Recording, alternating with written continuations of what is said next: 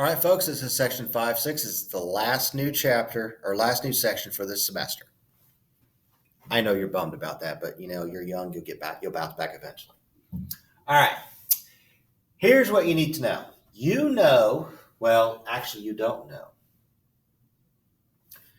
You know from chapter 4 that or maybe it's chapter 3, it's one of those previous chapters, that the sum of the remote interior angles is equal to the sum or to the measure of the exterior angle, but that the measure of angle 1 is greater than each of those other two angles. So the measure of the exterior angle is greater than each of its two remote interior angles. That is a must. That's what it says right there. Now, here's what else you need to know. That in a triangle, the largest angle is always opposite the longest side. So if I have 20 is my longest side, then that means that angle A is the largest angle. And the smallest angle is opposite the shortest side. So the shortest side is 10, the smallest angle is E. Then, of course, C is in the middle. So you get how that works. All right. So the largest angle is opposite the longest side, and the shortest angle is opposite the smallest side. Now, we can use that type of logic right here. If I find the longest side here is 22, then that's going to be right here, and that'll be choice C. And I find the shortest side, which in this case is 12, its smallest angle is going to be E.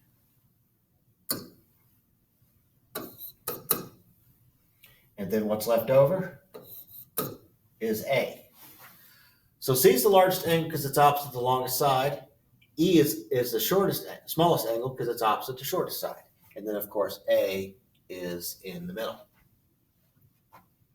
Now, the same thing goes with the longest side is always opposite the largest angle. So if you take a look here, 75 is the largest angle, so CE is the longest side. On the other hand, 35 is the smallest angle, and it's opposite the shortest side. Then, of course, AE has to be in the middle. So, with that being said, we can determine that the largest angle is 70. So the longest side has to be AE.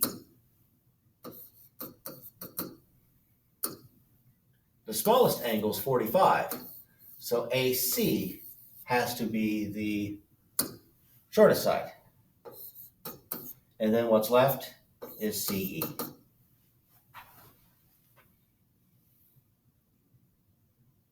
All right. Now,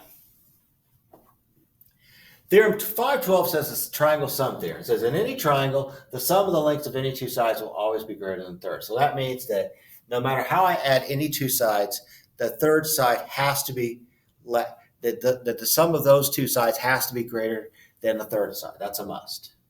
So we take that information, determine the following are able to form a triangle. Well, let's look. If I take 5 plus 7, it is greater than 9. That is true. 7 plus 9 has to be greater than 5. That is true. And even 5 plus 9 has to be greater than 7. That is true. Really, the only one you need to determine is if the two smaller sides, 5 and 7, have to add up and be greater than the longest side. Because the other two, it's going to be automatic. But that's the one you have to check. And we decide to go ahead and check them anyway. Now let's check over here. Let's check with 8 and 10. Okay, now we know that 8 plus 10 is equal to 18, but it is not greater than 18. So that is false. So it is not a triangle.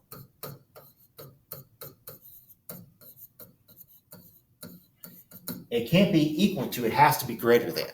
Since it's equal to and not greater than, then that means it's not a triangle.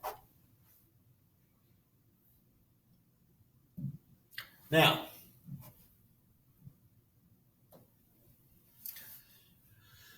the last thing we're going to talk is we're going to use the triangle sum theorem to determine the possible lengths of the missing side. We have a triangle with two sides of 7 and 9. Here's what we know. We know that x plus 9 has to be greater than 7 because the sum of any two sides has to be greater than the third. Well, here's what we do.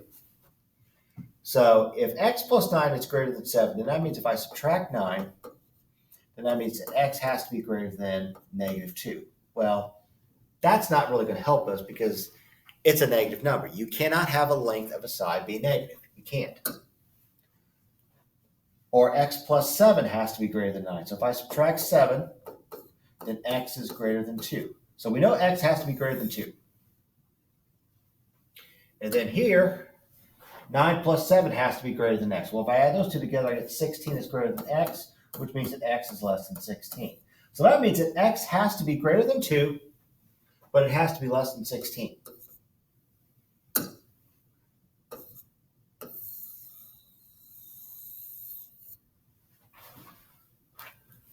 So 2 is less than x, which is less than 16. That means that x is somewhere between 2 and 16. Doesn't mean it's equal to 2, doesn't mean equal to 16, but somewhere between those two numbers. All right. Let's do one more. We got one more practice problem. Okay, so we know that y plus 12 has to be greater than 6 because the sum of any two sides has to be greater than the third side. So if I subtract 12, I get y is greater than negative 6. Well, that's out because I can't have a negative. I also know that y plus 6 has to be less than 12. So I subtract 6. I got y is less than 6. But I also know that 12 plus 6 has to be greater than y. So 18 has to be greater than y, which means that y has to be less than 18. So that means y is between 6 and 18. All right. That's all the new information for you for this semester. Everything else is reviewing for your final. You have no test in Chapter 5, no quiz in Chapter 5. Just start preparing for the final. The final module is up and running, so start looking over that. Your final exam will be depending on the final schedule. M through Z finals are Friday and Tuesday, and then A through L finals are Monday and Thursday. And we'll talk more about those in class.